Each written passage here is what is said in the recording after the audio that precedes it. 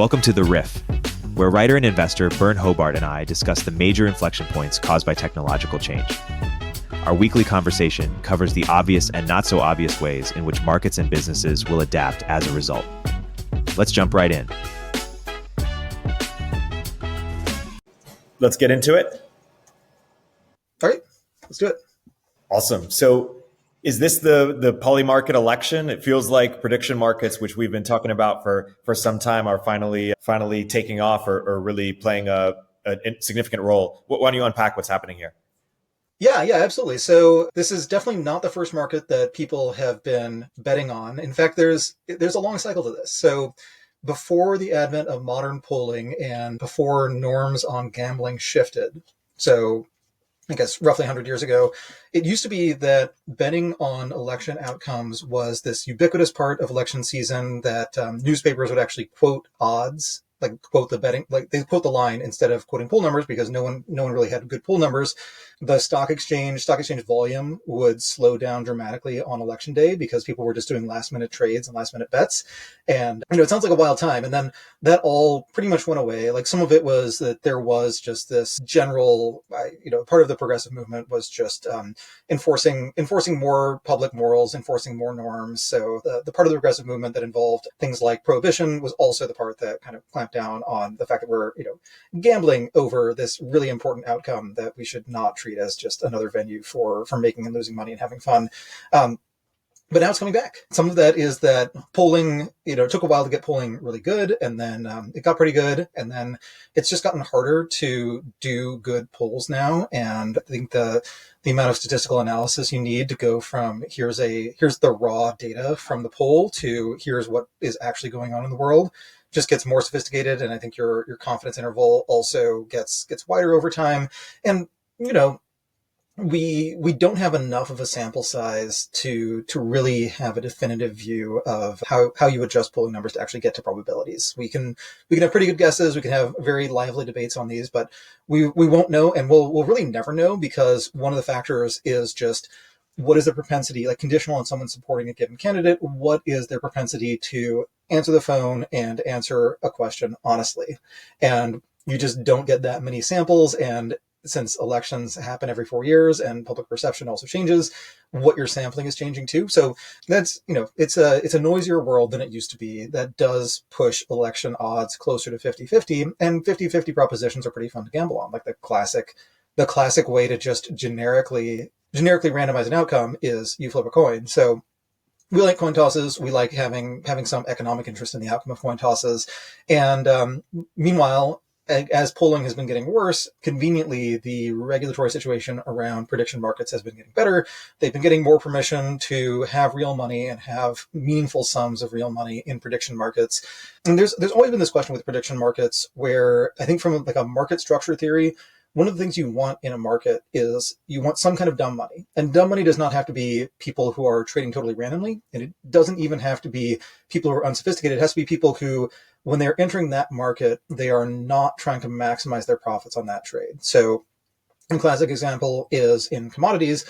I'm sure there are plenty of people who gamble on soybean prices, but there are also people who just have an economic interest in either hedging their exposure, like hedging the value of a crop they're growing, or hedging the value of the soybeans they're buying. So they trade, and their goal is not to predict that soybeans are going up this month or down this month. Their goal is to not have to care about that. And that means that if you are making a market in soybean futures, for example, you know that some fraction of the people you're trading with are not actually super well-informed traders. And then some other fraction of them, they have people checking weather maps, they're running linear regressions, they're figuring out, they're listening to the whispers in DC to figure out if there's going to be some tariff issue or retaliation or whatever. So there will be sophisticated traders, but as long as there's a balance between those two, it can be safe to make a market. And if you make a market, then the spreads are lower, like transaction costs are lower.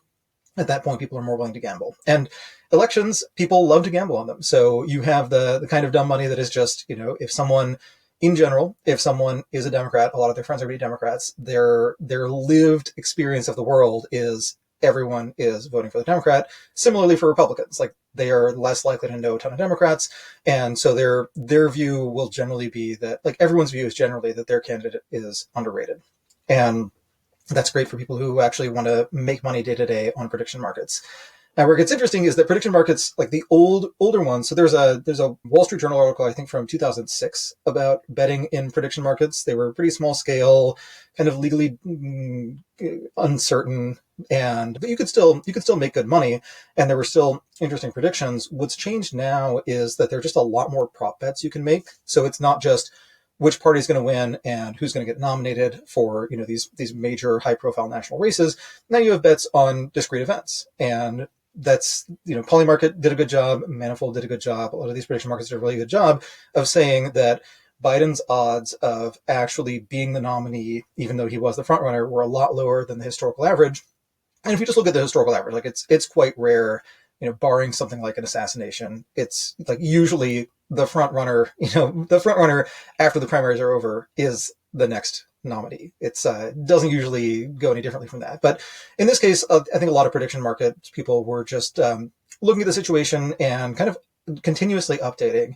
Where that got tricky was there was actually a pretty good post on, I still call it Twitter, it's still Twitter. There was a pretty good post from Isabel Kaminska on the Biden stepping down and how it's analogous to a bank run, where when there's a bank run or when a currency peg collapses, you have this long period where people are saying this is totally unsustainable, it's not going to last. And then you have, like, at the same time, you have a bunch of people who are generally much more respectable authority figures who are saying, no, of course there's no problem. Like, we've made our decision.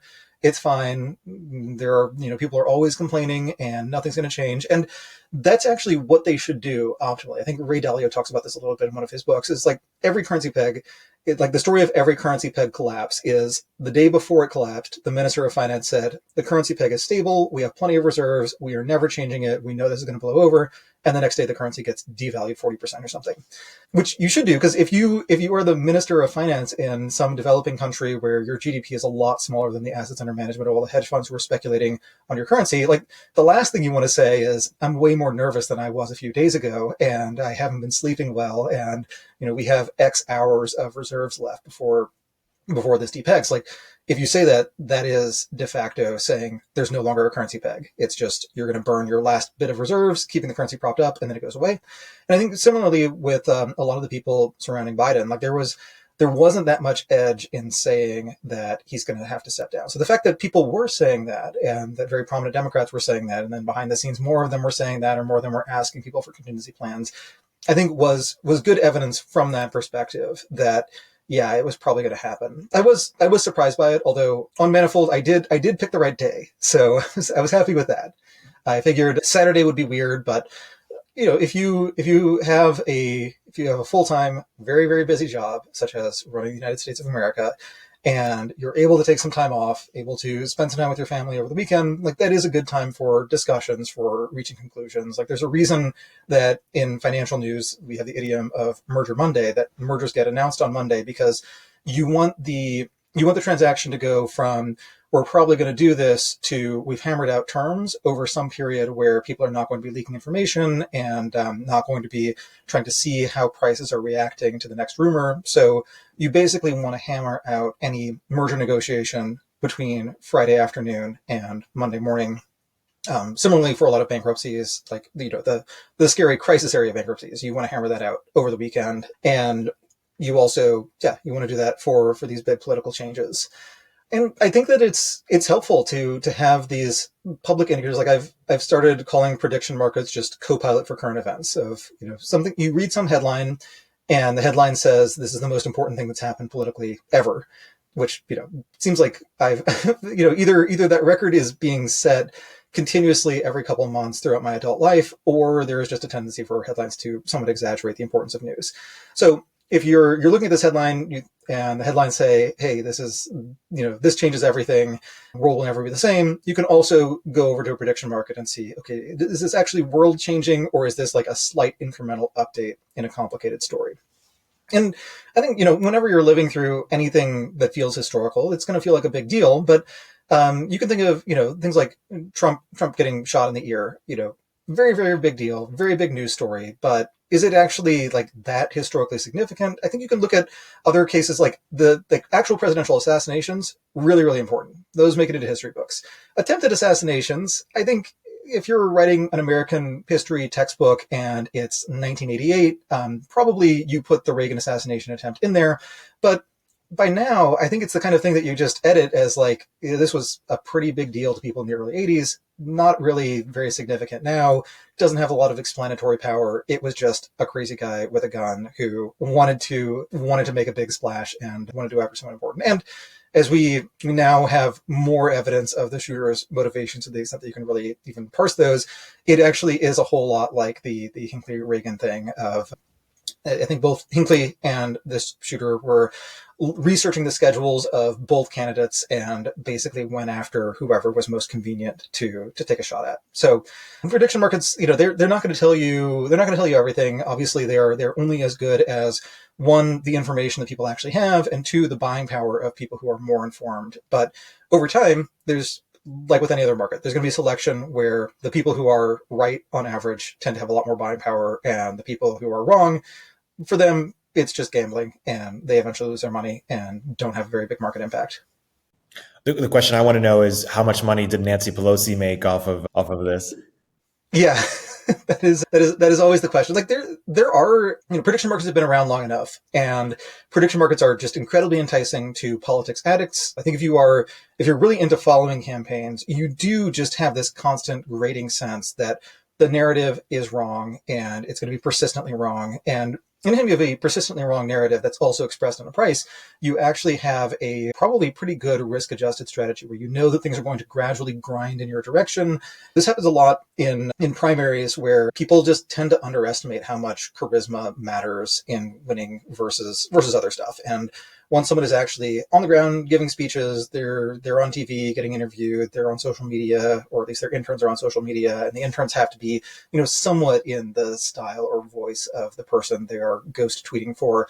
You can get a sense of who is actually good at inspiring a crowd. And I think this is one of the reasons that Obama's odds were underrated, is like, he's an amazing speaker, and a lot of the other fundamental details of Obama circa 2008, where, had this kind of vague, non-profity career for a while, wrote a book, but the book really got traction only after he was famous, and he hadn't been in the Senate all that long. Like, he was, not, I think if you were just running if you build a big machine learning model predicting, okay, who's the most likely president, it's not Obama. But one of the reasons for that is your machine learning model probably does not have a variable for how inspiring a speaker is this guy. And Obama's just a really, really solid speaker.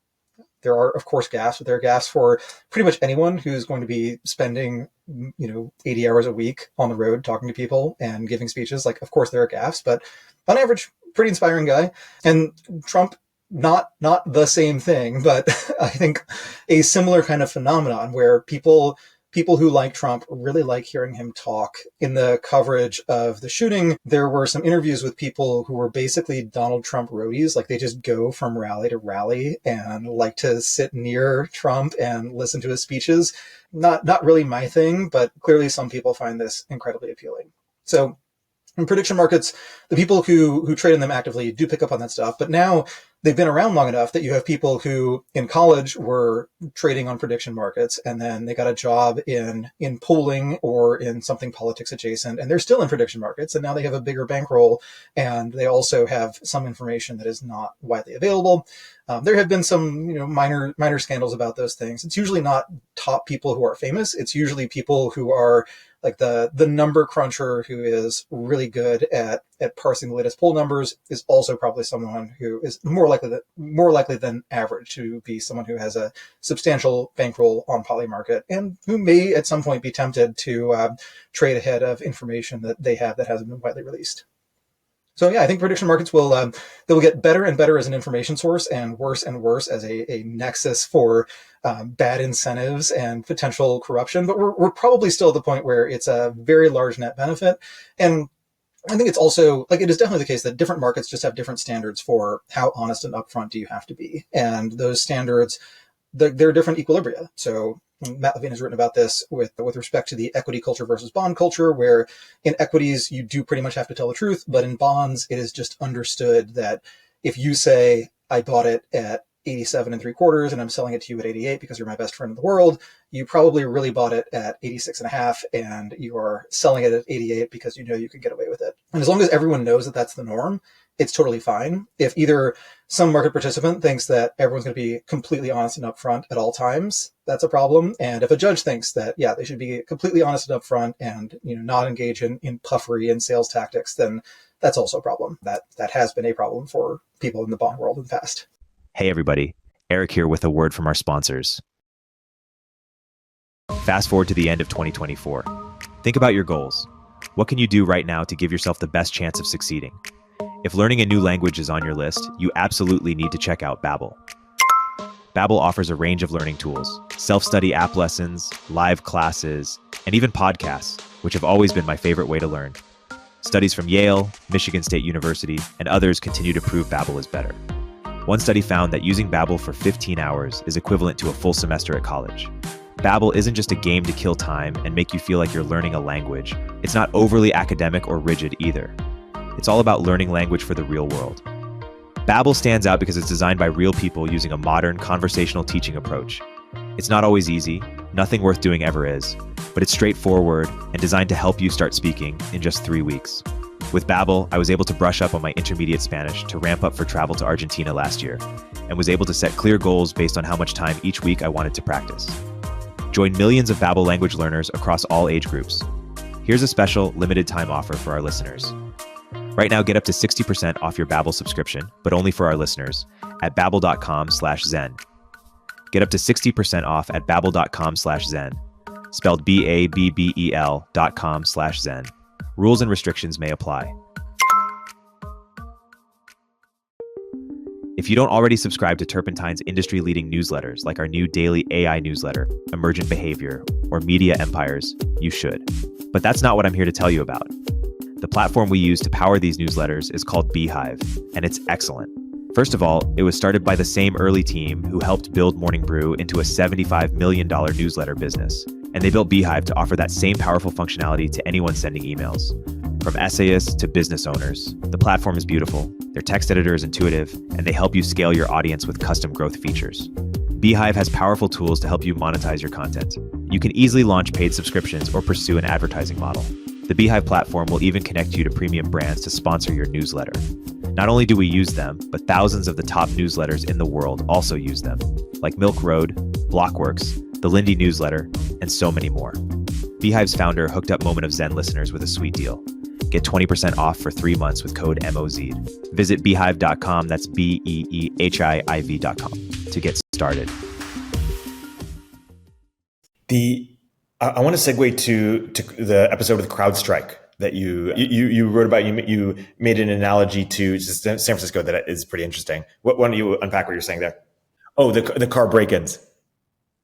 Oh, yeah. So CrowdStrike and car break-ins. So one of the things that I wonder about is just why is the externality of either unreliable software or software breaches, why is that not properly priced? Because there is a direct economic cost to those kinds of problems, but there's this indirect cost where a lot of the people who were not directly affected by, like, a lot of the companies that were not shut down by the CrowdStrike issue, one of the reasons for that is that they build redundancy into their systems in the expectation that there is no vendor they can fully trust.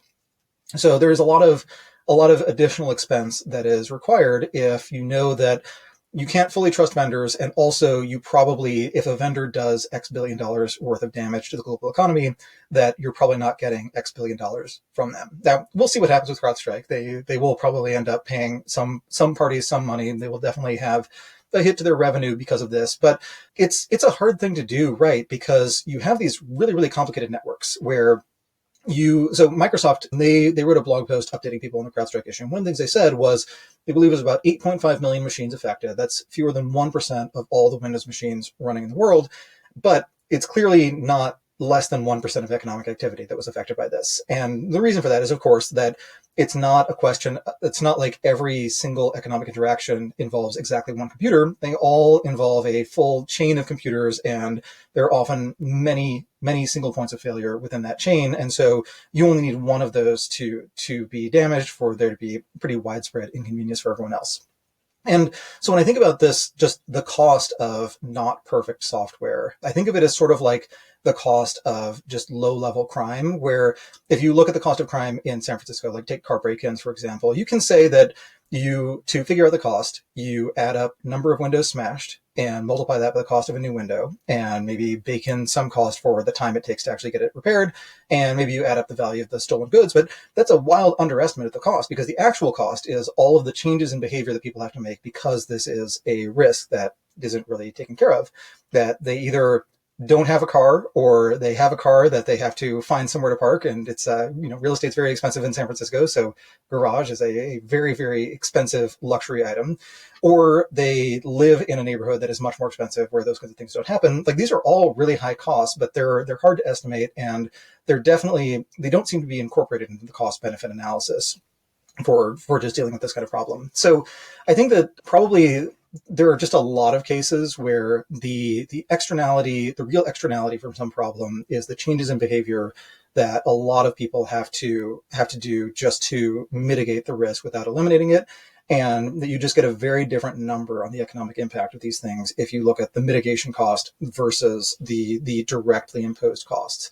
But then there's another hand to that, which is, okay, one of the mitigation costs is you have a better process for rolling out CrowdStrike updates. And, it's pretty clear from the story thus far that CrowdStrike could have done a much better job. They could have done some kind of, like, in a perfect world, they could have done a staged rollout. They could have done more careful testing. I'm sure we'll learn more about exactly what went wrong. And my guess is that what went wrong actually is 5 separate things that all went wrong. And if only 4 of them had gone wrong, things would have been fine.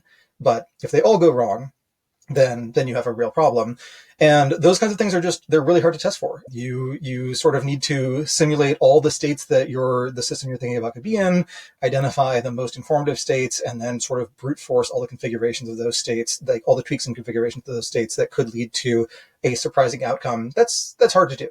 So I think it is like a general cost of living in a very interconnected world is that there will be sometimes these widespread outages, and one day it's that a bunch of flights get canceled, and then the next day it is, there was that software outage in Canada where it was like the main telco company had a problem, which led to a problem with the main payment system, which meant that you couldn't buy groceries unless you had cash. But there is also a lot of upside to, if you have a really, really good solution to a particular problem and you can scale it massively and the marginal cost of one more installation is very low, then of course we're going to get really, really high quality stuff. It's just we'll all be using the same systems, or be increasingly using the same systems. And that means there is that single point of failure that more and more of us have in common. And there's yet another feature, which is if you believe that kind of outage is a problem, it may be economically rational for you to standardize on the same product everyone else is using, because you know that if your systems are down, but your customer systems are also down, you don't lose any market share. It's actually a lot safer to do that than to have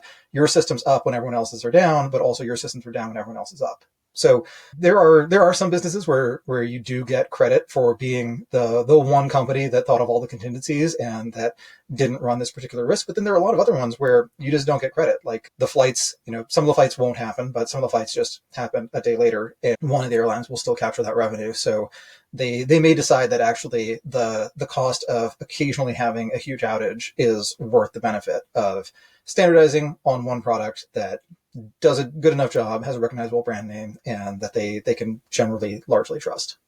That's a good overview. Speaking of backlashes, let's segue to Lattice, which I have to admit is a portfolio company of mine and one I'm a big fan of and big fan of Jack. But you have a broader point around sort of AI adoption as it relates to it. So why don't you share that? Yeah. So Lattice had they pushed an update to LinkedIn a week or two ago saying that they were doing something new, that in consultation with a bunch of their customers and prospective customers, they wanted to, they shipped a feature, or they were going to ship a feature allowing you to put AI agents in your org chart. So if you're the head of financial planning and analysis, maybe you have an accountant who reports to you, and you have someone else, an admin who reports to you, and you also have these AI agents who are doing other things that report to you. And that, I think it was kind of like it was a very LinkedIn thing to say. Kind of a gimmicky post, but very much in line with a theme that a lot of people are talking about. But then there was this really, really angry backlash, which was also very, very LinkedIn flavored. Like a lot of people seem to be reciting best practices handbooks and stuff like that. There was a fair amount of passive aggression, et cetera. And so Lattice walked back that launch.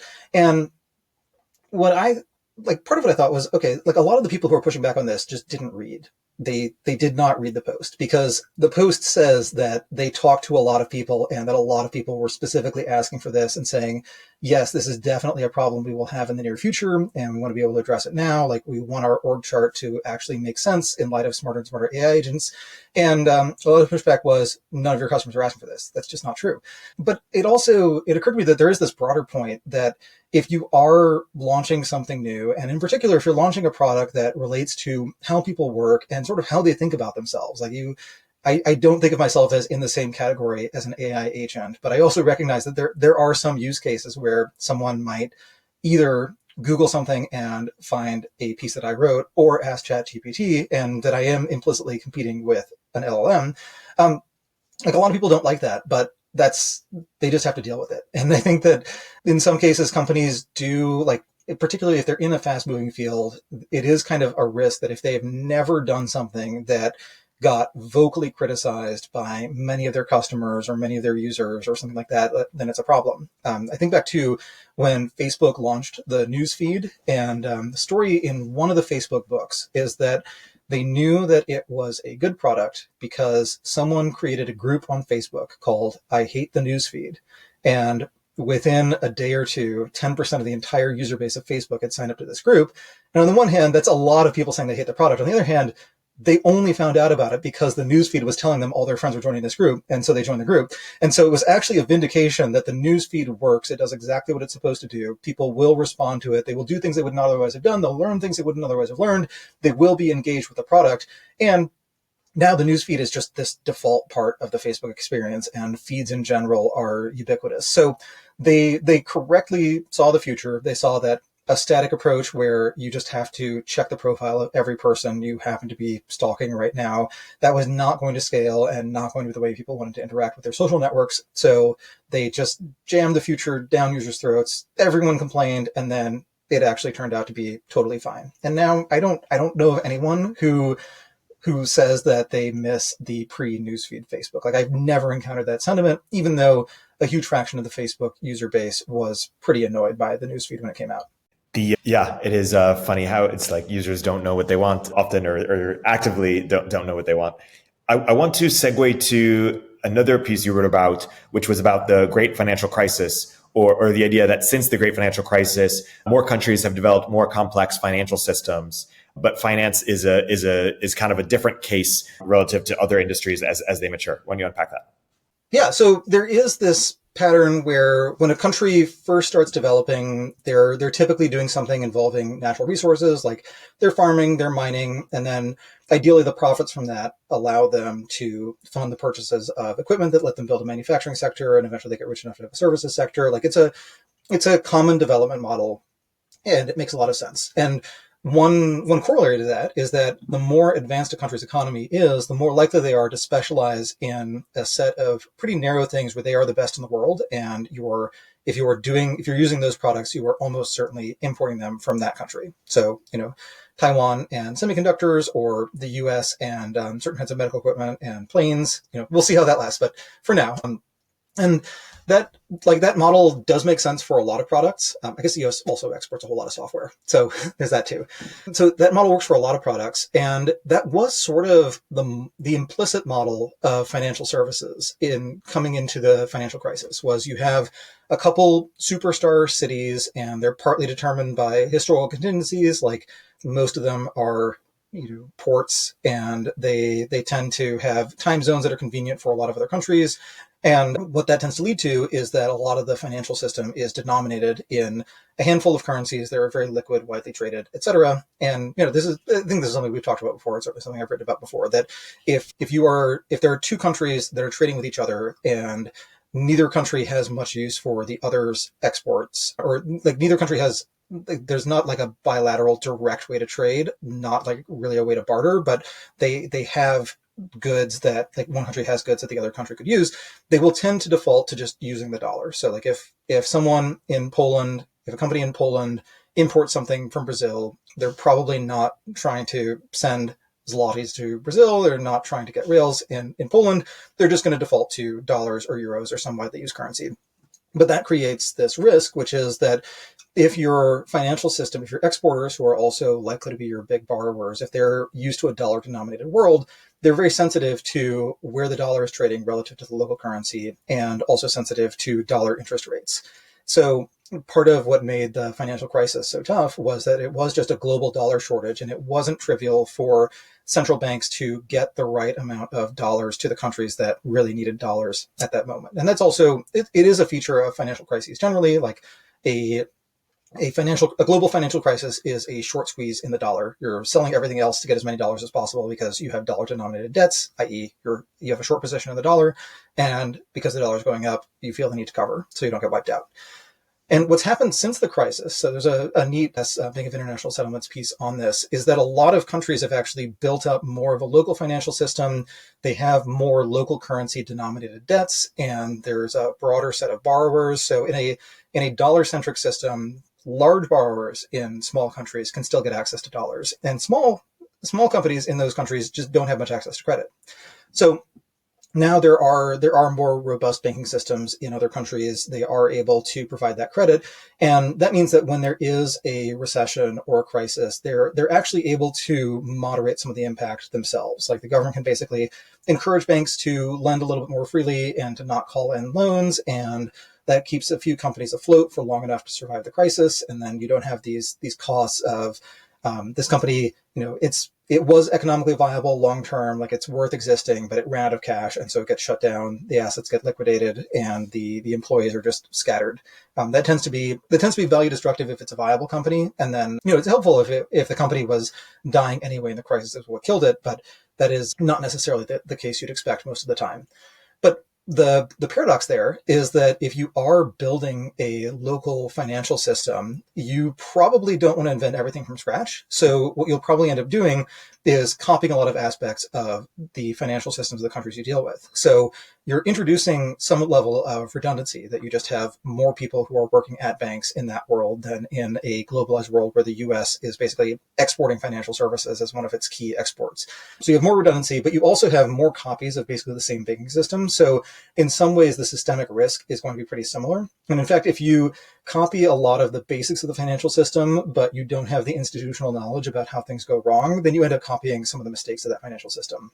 I would say that Russia's financial system in the 90s was kind of a case study in this, where they brought in a bunch of people, a bunch of very smart academics from US schools, from Harvard and MIT, et cetera, asked them, okay, design us a financial system. But basically, very few people in Russia had that much direct experience with financial systems. And so they got to have a lot of the insider trading and market booms and market crashes and financial scandals that the US had. And actually, in that case, some of the US people who were involved in architecting that system were also engaged in business in Russia and did some fairly dubious things. But it was a case where they ended up copying kind of the forms, but not the norms of the US system. And that meant that they ended up making a lot of the same mistakes that the US did. But a lot of the mistakes that the US made and got over, we made when the financial sector was smaller as a share of GDP and when communication was slower, so there wasn't as much of a feedback loop. But now there's a pretty tight feedback loop between the financial system and the rest of the economy. We definitely saw this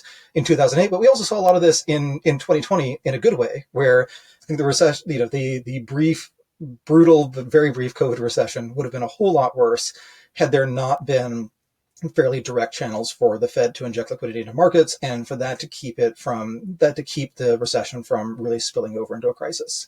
So I think it's probably net good. It is one of those paradoxical cases where you're copying a system, but your implementation will probably, just because there's less experience with that system, the implementation will probably have some flaws. Those flaws will be costly, and the system already exists. So you could just free ride on, or you could just amortize the same fixed cost over slightly more business, but it does end up making a more resilient world. And we can actually, turn that back to CrowdStrike and say that the global financial system circa late 2008 was kind of like the CrowdStrike setup, where there were just a few very, very important links in the chain, and they were not widely understood. Many people did not realize just, how much of the world was dependent on easily ruled over overnight funding for AAA rated CDOs backed by subprime mortgages. Like, we didn't recognize just how load bearing that was as a feature of our economic reality. And the way you recognize it is when that market has a hiccup and suddenly it feels like the world is ending. And, the most sophisticated financial people are Googling to find out what is the maximum amount of cash you can withdraw from an ATM. Because you mentioned Russia, I want to segue into another story that you talked about that also mentions the USSR. This idea, and we've talked about it in previous episodes, about sort of centralized economic planning. The USSR wanted to build a computer network for economic planning. The US actually built a network that allows this kind of planning, but privatized. Talk about that. Yeah, so this is a really fun story. So as Russia's economy was developing, they were spending more and more resources on just economic planning. So I linked to this in the Saturday Long Reads and Open Thread post. Highly recommend the actual paper. And the paper talks about how people in the USSR's economic planning groups would start extrapolating of, okay, we needed, 2% of the steel industry to be devoted to economic planning 10 years ago, and now it's 5%, and pretty soon it'll be 10%, and, extrapolate this forward another 20 years, and 100% of the workers in the USSR are just planning the output of other workers. And that was clearly unsustainable. And so one of their ideas was we can computerize this. We can have systems that are continuously updating everyone with, here's how much iron ore was mined here, here's how much coal was mined there, here's how many empty rail cars there are getting these in order to get these to the steel mill, and then here are all the places that need steel. And that is the kind of thing that computers are very good at. And the Soviets did, they tried pretty hard to run a planned economy. Apparently they made a lot of advances in linear algebra that we are sort of borrowing from today, because it is, if you get all the variables labeled right, it is just a big linear algebra problem. You can solve it. And the actual hard part is you can't actually identify all the variables. And even if you nominally solve the problem, there will probably be implementation mistakes somewhere in there. And if you bake that in, suddenly you're just adding a whole lot of slack everywhere in the system, and that gets quite expensive.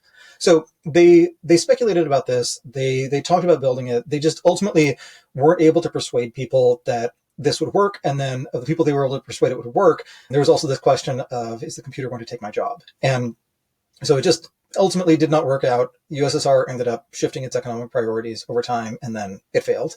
And the irony there is that the US actually did build this. They did build a network that allowed computers to talk to each other and share information. That network does actually, like, one of its big utilities now is basically planning the economy, where every time you put an order in on Amazon, they are going to update a bunch of assumptions about what you will buy, what they need, what needs to get shipped where, eventually what needs to get purchased, and thus what needs to get made. So like all of every time you purchase something online, a bunch of information is just percolating around the world in what is a pretty planned way. Now, there's like this market maximalist way where you say that price signals are the only thing that matters, but a lot of prices are not set in a market price. It's not like if you go to Amazon and you want to buy a book, it's not like there's a bid-ask spread, and like every time you buy the book, the price ticks up a couple pennies, and then if you put in a negative review, it would drop 2 cents or something. No, it's a fixed price. It's $9.99 or something. So for fixed prices to actually make sense over time, you need to have pretty good estimates of what demand is, and you need to be very responsive to those. And it turns out that having the internet is a pretty good way to do that. And so I really like the irony that the Russians wanted, like the Soviet Union wanted to build a computer network in order to optimize the production of as many consumer goods as possible. And the US ended up building a network that was more for research purposes. And there was like sort of a Cold War angle to it, but it was partly just, it was cool to have these computers that could talk to each other. And, I wonder what will happen from that. And then we actually did end up building the Russian thing out of this government-funded nonprofit entity, and then it ended up actually achieving that kind of consumer abundance and a better planned economy. And the Soviets were not able to accomplish that. Like some of it is just, I think they just underestimated how hard the problem is. And the thing about if you take a problem and you got the orders of magnitude wrong, depending on the field, in some cases, like you realize it's a couple orders of magnitude harder than you thought, and therefore it will never get done. But there are some fields where if it's a couple orders of magnitude harder than you thought, it will get done, just not by you. Maybe the next generation will actually have enough computing power to do it.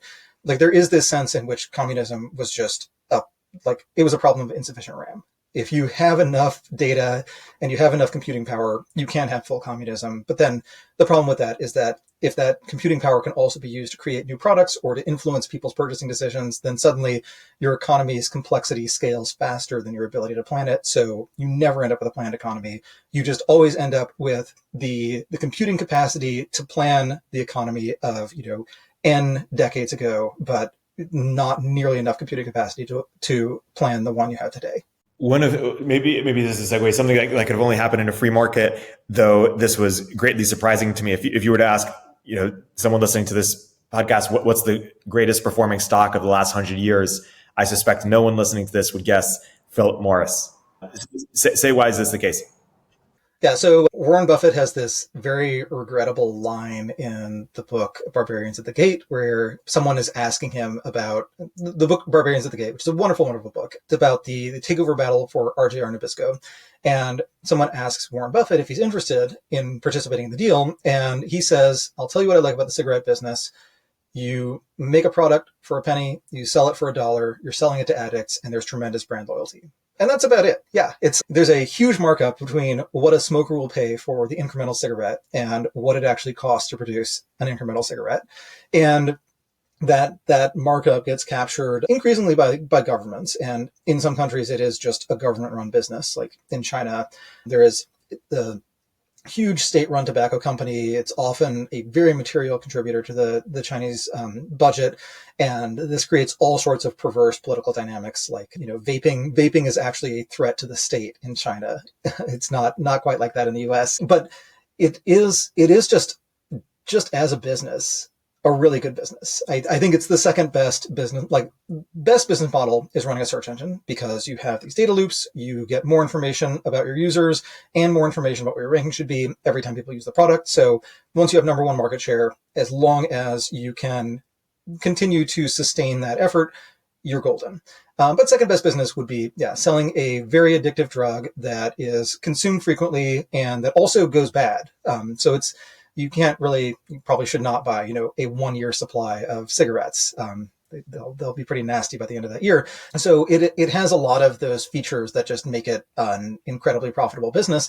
But the real reason that it tops that list is that the company was public for the entire time series. So they had a lot of time to compound, and their annualized return, I think it was like 16.4% annualized, which is over a 100-year period, is absolutely phenomenal and does lead to these amazing results. But it also means that in any given investing career or lifetime, even if you own Philip Morris from day one to the end, it might not have been the best stock that you picked over that time.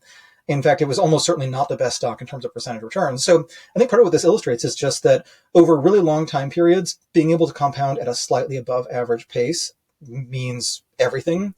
But also over the time periods that matter to individuals, that is just not the most important thing. That most successful careers are going to be these spurts of finding something that's compounding really fast and riding that trend until it slows down, and then finding a next trend that's also going to compound really fast. Like it is just, it has to be better to make 25% per year, like 25% compounded per decade in 4 different things over 4 different decades than to make 16% compounded over the entire period, even though it would be kind of cool to be able to say that you made one purchase and reinvested your dividends, and that's why you're able to retire early. Why don't you talk about your piece today comparing software and hardware and how they will increasingly share some economic characteristics? Yeah, so the headline I chose for this piece is software is the new hardware, because if you name all of the things that make a software business better as a business than a hardware business, they are also all of the things that AI tends to threaten about the software model. So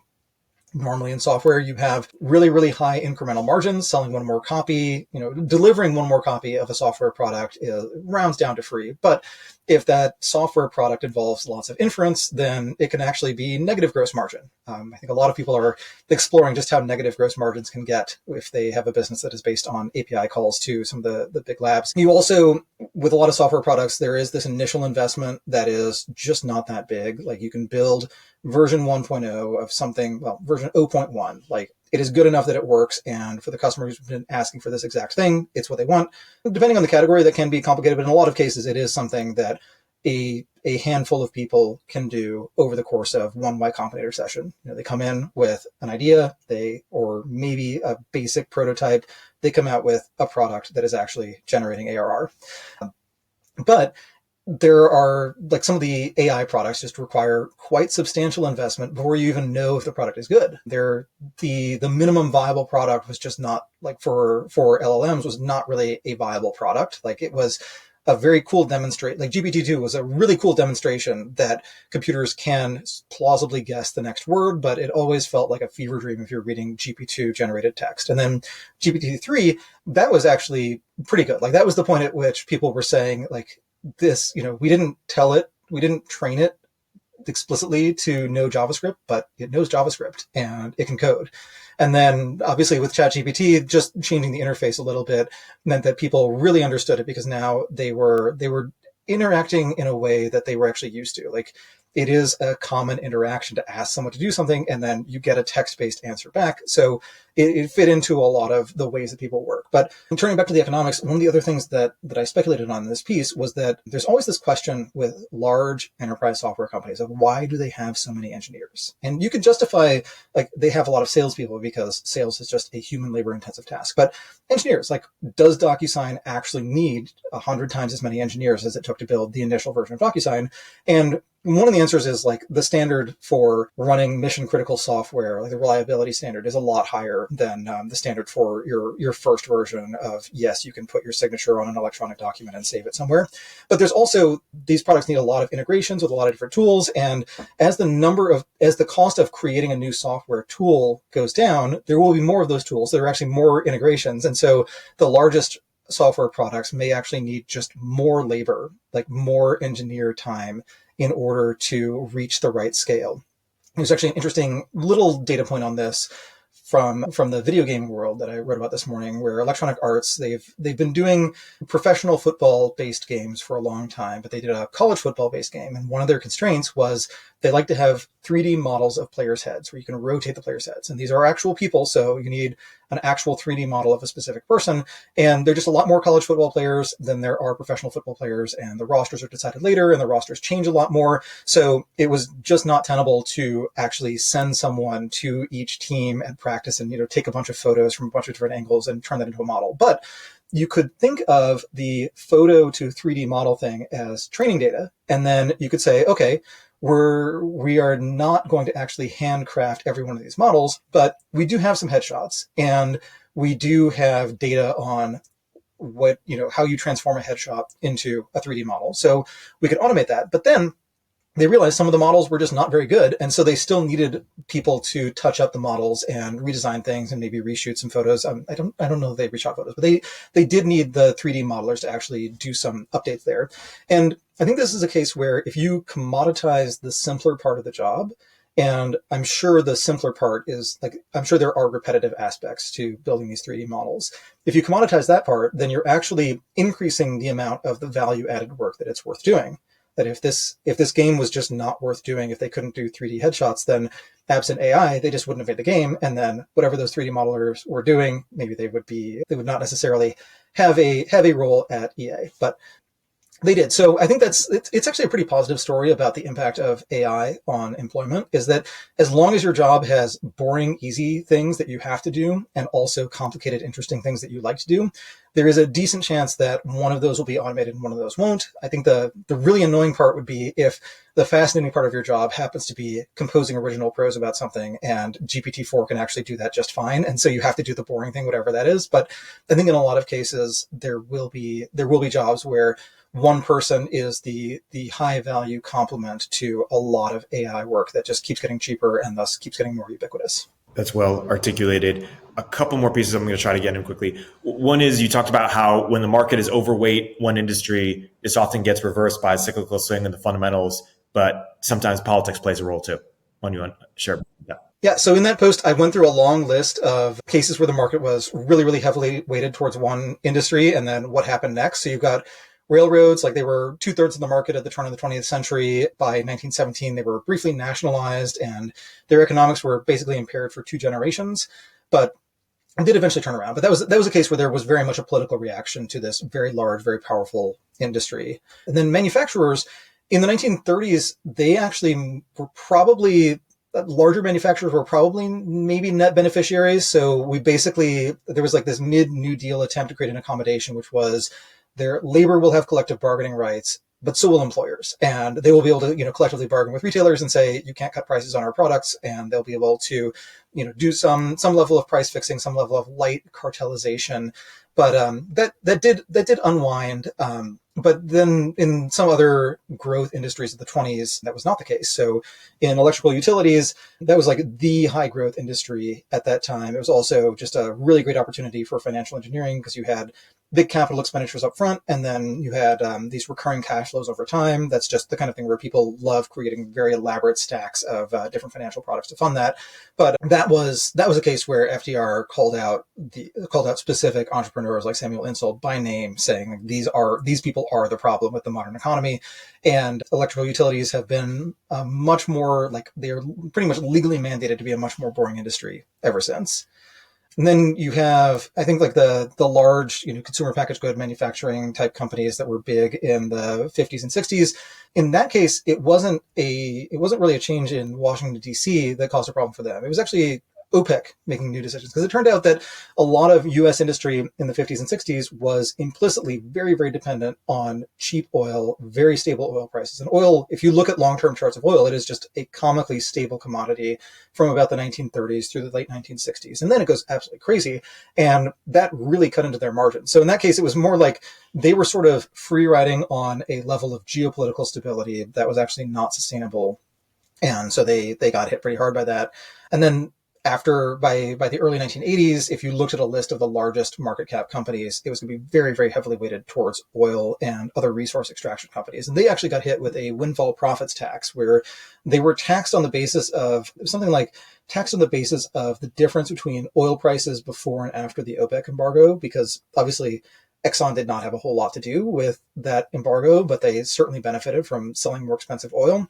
And then you can kind of roll things forward. So dot-com crash in 2000, it was not the case that regulators changed their mind, decided they hated tech, but it was the case that regulators, legislators, etc., were pretty pro technology in the 1990s. They set up a lot of pretty reasonable guidelines. And towards the end of that period, Alan Greenspan was just really, really worried about Y2K. And he figured that if we need a large investment in, large new investment in better software that's probably going to be accompanied by new hardware, maybe one way to make that happen a little faster is to keep rates slightly lower than they'd otherwise be. And so you did have this period in the late 90s where the economy was absolutely white hot.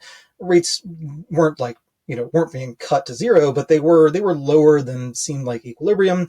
And then after the dot-com crash, there wasn't a tech bailout, and a lot of rates did go down after that, but a lot of that money post Y2K, instead of getting channeled into buying new hardware and borrowing money in order to fund development of new software, instead a lot of it just went into housing. And then post 2008, really good example of a case where a category of companies rises up the ranks in market cap. There were just a lot of big banks and other financial institutions in the list of the 10 or 20 biggest companies by market cap.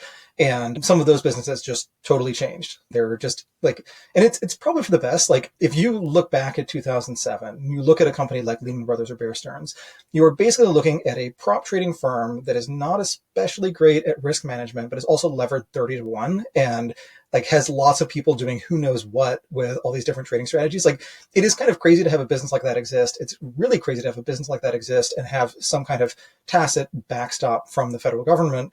So it is nice that they are a bit more sedate, way better capitalized. There are some inconveniences there, but other entities, other intermediaries have replaced a lot of the liquidity that came out of the system because of that. So what the thrust of that was, if you're looking at an industry that is just capturing lots of profits, where the people in that industry are being paid very well, then it may be a bug in your economic system, but it will definitely be perceived as a bug in the system by some people who have the authority to change that. And so you should just generally expect that whenever you're in an industry that is the number one place that new college graduates want to work, also is at the top of the list of world's most valuable companies, also the top of the list of world's fastest appreciating large cap stocks, et cetera. Like, there is a good chance that the legal environment for that industry will get significantly worse over time, and that the industry will, like, it'll probably still be a viable industry. Like, US still has oil companies, we still have banks, we still have manufacturers. It just won't be quite the wild ride that it was at the beginning. Yeah, that makes sense. Let's close by talking about Stripe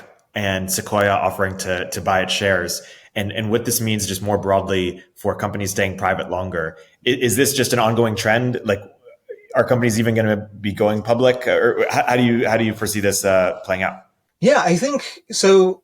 We think of going public as this binary, and it's increasingly not. And that's been the case. Like, it's been changing for a long, long time. I think, as far as I can tell, this trend really started in 2012 because Facebook issued a lot of stock to a lot of people, stayed private for a long time. There was a lot of investor interest in owning Facebook shares, and there were a lot of people who, they had wanted just a job writing PHP or something, and then ended up with a top 0.1% net worth that was 100% invested in one private company that might or might not ever go public. So there was a lot of room on both sides to get some transactions going there, and that ended up helping create this ecosystem where there are more secondary transactions. There's more openness to that. There are more vehicles that are trying to make late stage investments. And Sequoia, like, the transition has been happening long enough that Sequoia has funds that were very, very early, that invested in Stripe very early, that have had massive appreciation in their Stripe positions. And where now the people who are investing in those funds, they have what started as a diversified portfolio in a lot of early stage companies and is now just Stripe. Or, effectively just Stripe. Like, I'm sure they've distributed most of the other stuff in those funds. I don't know if they've distributed all of it, but so there are these Stripe shares sitting in these funds, and the funds have been around for a long time. So I'm sure some of those investors were expecting liquidity a little bit earlier. And so the Sequoia offer was they would buy the Stripe shares from the holders of those funds, and then they were buying them on behalf of more recently raised funds that are going to have a later stage skew by default. And what it feels like is just that is part of turning IPOs into a continuum, because IPO, it's partly that you have a stock that could be actively traded and you have quarterly earnings calls and things, but it's also that early backers can get liquidity, early employees can get liquidity, and someone who is optimistic about the company can make a bet on it and put some capital into it. But you don't necessarily need the shares to trade on an exchange, especially if there is like maybe a narrow cohort of people who are equipped to make that decision and would be investing material amounts in that company. The transaction cost will be a lot lower if they could just buy a block of Stripe shares or accumulate Stripe shares for a while on whatever exchange it trades. But there's going to be a fixed cost to doing that kind of investment, because you have to actually do the research and underwrite the deal and figure out what the profits are going to be. So you can tolerate higher transaction costs for actually making the transaction happen. So I think that is probably the direction things are heading, is that there are more later stage vehicles. They will be investing more in later stage companies. They'll be expecting to hold them for longer. And it may be that there's just less of an urge for these companies to go public. And there's also just there are some big advantages to being public. Like, you can more easily use your stock as currency. It's a lot easier to incentivize people because they can convert the equity portion of their compensation directly into cash in a pretty straightforward way. But there's also the disadvantage that basically once a quarter, or even more often, you have to go talk mostly publicly about your company, how your company is doing and what its margins look like and its strategy and how many people you've hired and all these kinds of things that I'm sure every public company would prefer to just keep to themselves or just share with a handful of very trusted investors. So maybe that is part of the story, is that for companies that have very long-term strategic plans, they may stay private pretty much indefinitely because they just don't want the information leakage. And they're also probably happy with having slightly better retention, where someone working at such a company, like, they can sell their shares, but it's usually in a tender offer. Those may not happen on a regular schedule. And the company has some control over who is involved on either the buy or sell side in those offers.